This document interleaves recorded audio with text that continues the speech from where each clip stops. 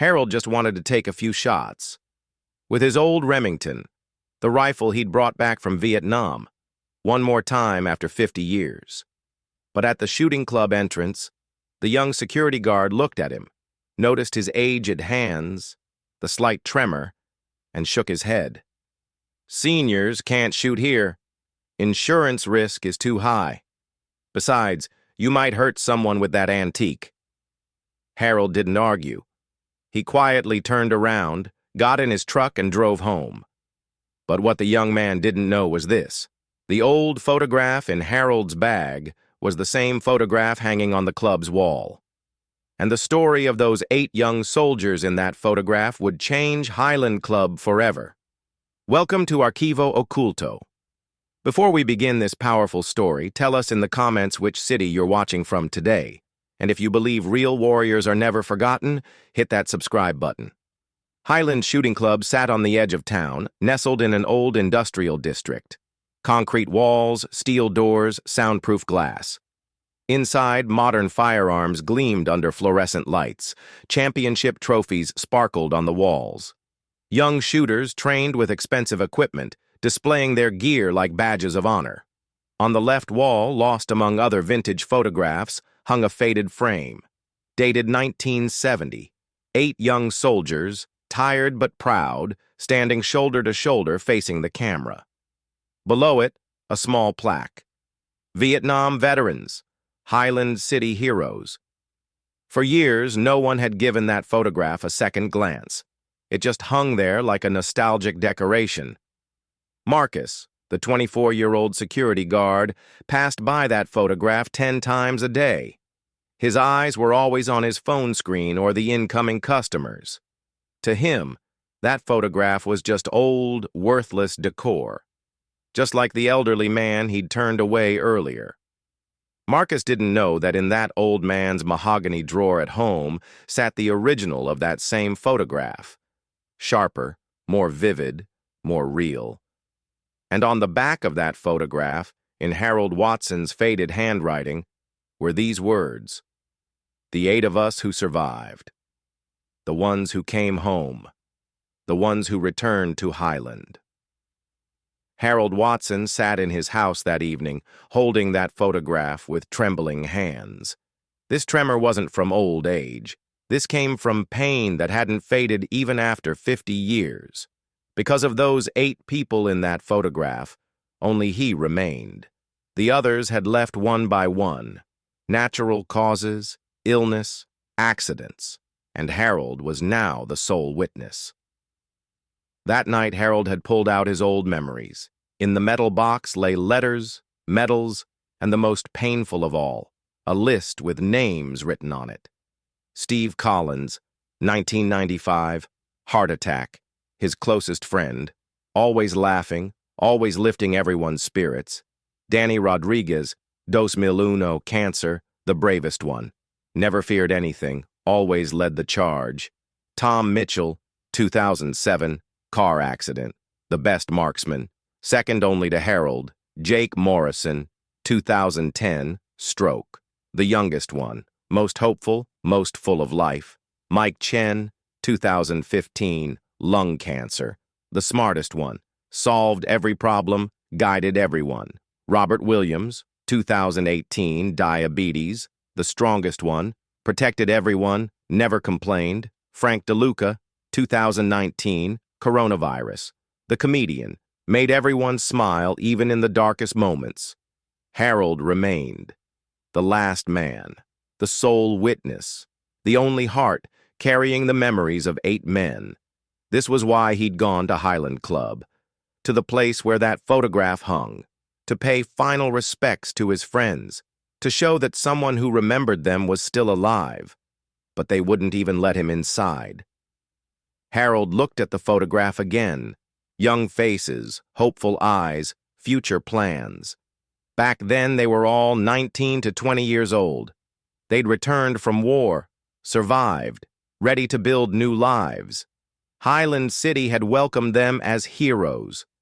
That photograph was taken, published in the local newspaper, then forgotten by everyone.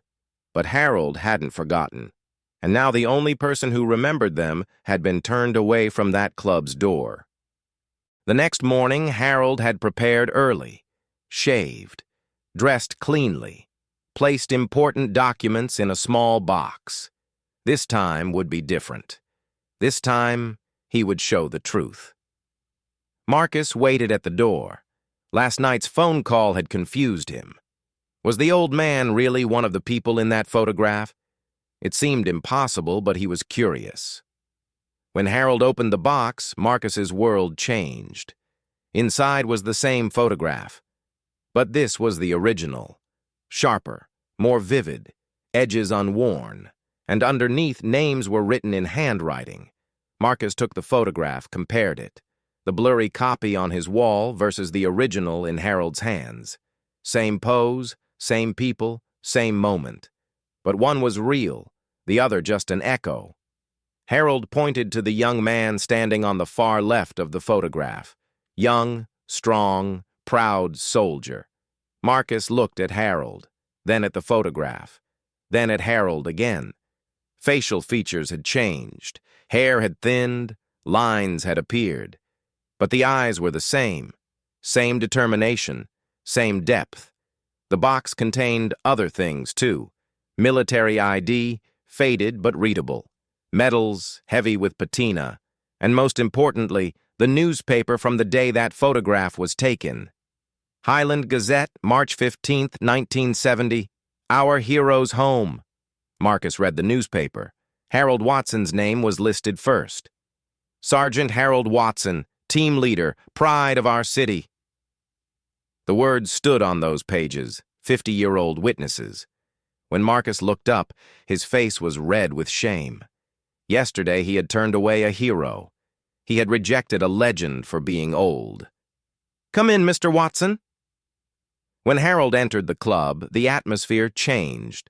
The metallic gleam of modern firearms, the confident stance of young shooters, the display of expensive equipment. But Harold didn't see these. His eyes locked directly on the left wall. There it stood. That photograph. After 50 years, before him again. He approached with slow steps. With each step, time moved backward. With each step, a memory came alive. When he stood before the photograph, he was no longer 73 years old. He was 20, a fresh returned veteran. Steve Collins. His friend standing to the right with the wide smile.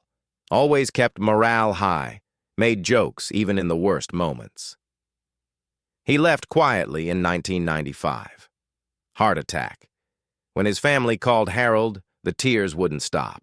Danny Rodriguez. In the back, with his serious stance.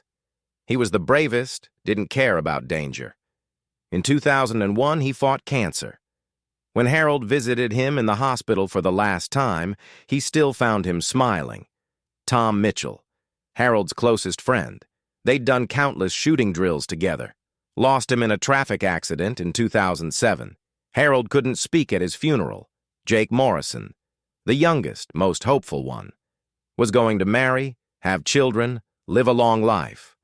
Stroke took him in 2010. Too early, too sudden.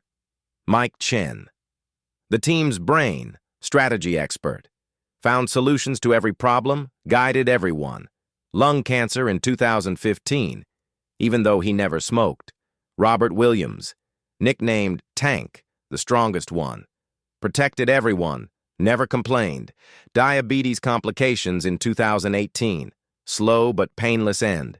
Frank DeLuca, the team's source of joy, made everyone smile even in the darkest moments, kept everyone going. COVID-19 in 2019, an old disease in the modern world. Harold closed his eyes, as if he could hear them, as if they were standing beside him. After 50 years, they were together again. The club had gone silent. Everyone watched Harold. They felt the old man's connection to the photograph, but didn't understand it. Rick Morrison, the club owner, was trying to grasp the situation.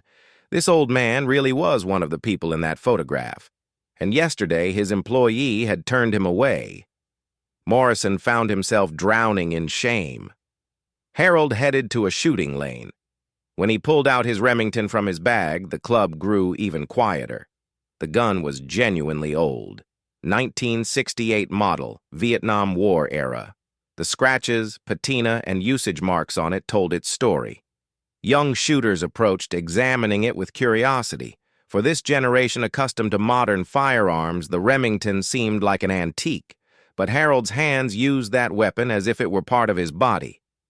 500-meter target, please. Morrison set the target. It was the club's maximum range, difficult even for experienced shooters. Harold took position. With a movement that defied the years, he lay on his back, supported his rifle. His body remembered old reflexes, those long waits in Vietnam, moments of watching targets for hours. He breathed, deep, controlled, closed his eyes for a second. In his mind, he saw his friends, young, strong, full of life. He would shoot for them.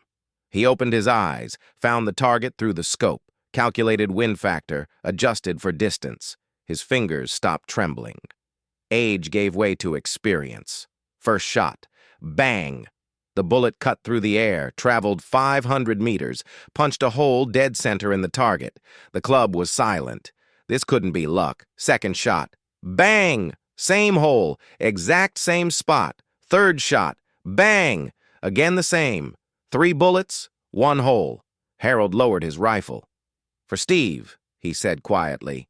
He took position again, this time more concentrated, more determined. 3 more shots, all in the same spot. For Danny, he continued this way. 3 shots for each friend, for Jake, for Mike, for Robert, for Frank. 24 shots, 24 hits, all in the center of the target, on top of each other. After Harold made his final shot, he slowly lowered his rifle. As he placed it in his bag, his hands were trembling now. But this tremor wasn't age. This was emotion, the emotion of reuniting with his friends after 50 years. The club was completely silent. No one was moving, no one was speaking, because what they'd just witnessed wasn't just shooting skill. This was a memorial service. This was a farewell meeting. Harold began cleaning his rifle, each part carefully, lovingly, as if caressing an old friend. This rifle had been with him in Vietnam. It had protected his friends. Now, it was honoring them. Morrison approached. His face showed a mixture of admiration and shame. This man wasn't just a skilled marksman. This man was living history. Young shooters gathered around him. They wanted to ask questions but lacked the courage. What Harold had done was too impressive to explain. Marcus watched from the door. He hated himself for turning this man away yesterday, but at the same time, he had learned something. Never to judge anyone by their appearance. Tyler, the bravest of the young shooters, finally approached. His eyes held curiosity but also respect. Harold looked at him. His old eyes held tolerance. "Where did you learn to shoot like that?" Harold thought for a long time before answering. "In war, to stay alive." A simple but effective answer. Tyler understood. This wasn't just sport. This was survival skill. Morrison intervened. "Mr. Watson, I'd like to offer you a lifetime free membership." Harold nodded. "Thank you, but I have one request." "Of course." Harold pointed to the photograph. "Write my friends' names under there." Morrison immediately agreed. "I'll have it done right away." Harold packed his bag. "And be kind to your elderly customers. We all have a story." After that day, everything changed at Highland Club. The change was slow but deep. Marcus now approached elderly customers differently. Patient, caring, respectful. He saw a potential Harold Watson in every elderly customer. Morrison kept his promise. He added a bronze plaque under that photograph. Steve Collins, Danny Rodriguez, Tom Mitchell, Jake Morrison, Mike Chen, Robert Williams, Frank DeLuca, Harold Watson, Highland Heroes, Vietnam, 1968 to 1972. Unforgotten Friends. When the young shooters learned Harold's story, Their attitude toward him changed. They now called him Mr. Watson, greeting him respectfully when they passed. For them, Harold wasn't just an old man. He was a living legend. Harold began coming once a week. Every visit, he repeated the same ritual, shooting for his friends. But he was no longer alone. Young shooters silently accompanied him, studying his movements, trying to learn from him. Tyler showed the most interest. He would come every week, watching Harold shoot. He didn't ask questions, just observed. Harold noticed this interest and was pleased. Marcus had also changed. The mistake from the first day had affected him deeply. He now dealt with every customer more carefully, more respectfully. Elderly customers especially caught his attention. Morrison noticed the club's atmosphere changing. The environment that used to focus only on shooting skill had now become more respectful, more mature. Harold's presence affected everyone. This continued for weeks. Harold would come, shoot for his friends, have brief chats with the young people, then leave quietly. But each visit changed the club a little more. As months passed, Harold's role at the club changed. He wasn't just shooting anymore, he was guiding young shooters. But this guidance wasn't just technical, he was also transferring life philosophy. Tyler developed the most. Harold's teachings changed him not just in shooting, but in character. He became more patient, more disciplined, more respectful. Marcus had also completed his transformation. He was no longer just a security guard at the door. He was the heart of the club. He welcomed every customer with care, especially giving special attention to the elderly. Morrison was pleased with his club's transformation. The place that used to be just a commercial business had now become a community center. Harold's presence had united everyone. Other young shooters were also affected. Jake, Emma, David, they had all learned something from Harold. Not just shooting technique, but life values too. Harold was happy. He could honor his friends, keep their memory alive, and at the same time, he was passing on his experiences to a new generation. During this period, special moments were experienced at the club. Harold's birthday was celebrated. Young shooters bought him gifts. Marcus prepared a special cake. Morrison also hung Harold's photograph in the most visible place on the wall. Harold was embarrassed by this attention but pleased. He thought his friends would be happy to be remembered this way too. A year later, Harold's health began to deteriorate. The weight of old age had settled on his body. But he didn't stop coming to the club. He just started coming less frequently. On one of his last visits, young shooters asked him their final questions. As Harold looked at them, he saw the future.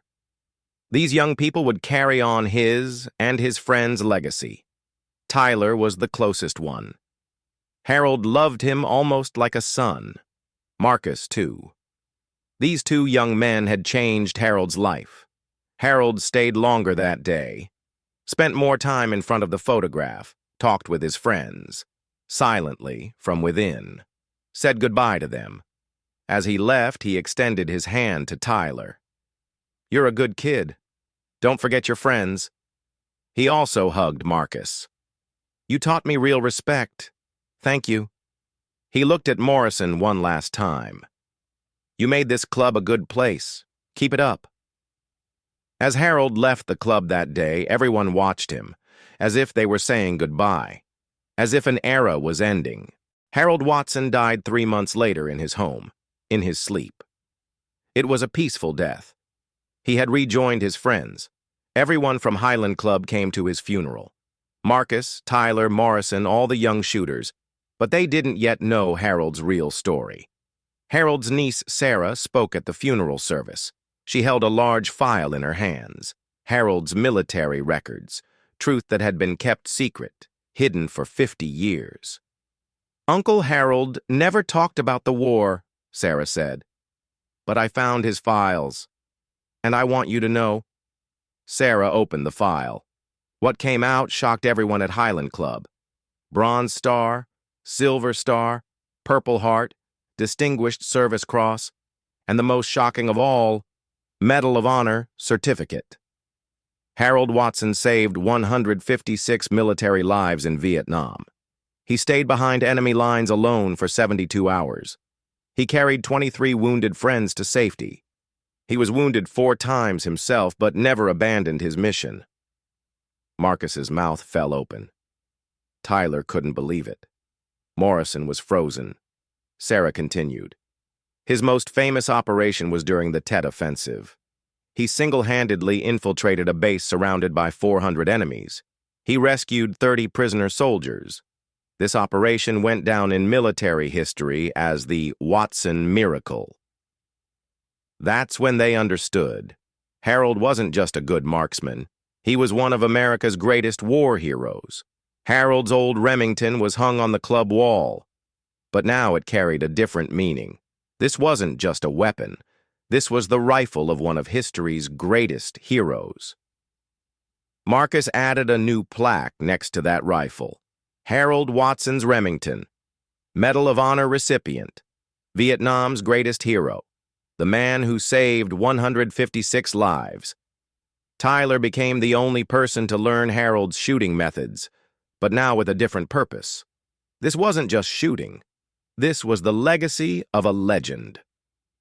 Morrison expanded the club. He added the Harold Watson Memorial Hall.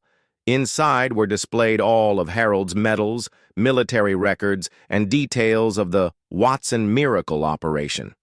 And Highland Shooting Club was no longer just a shooting club. It was a museum honoring one of America's greatest heroes. Every visitor who came was shocked. This quiet, humble old man was one of history's greatest military heroes. The 8 men in that photograph were now viewed with different meaning. They weren't just veterans, they were legends. Harold Watson was gone, but his true identity had finally been revealed. And that photograph at Highland Shooting Club had now become one of America's most sacred memories, because real heroes live quietly, and after their deaths, they become legends. Did this story touch you?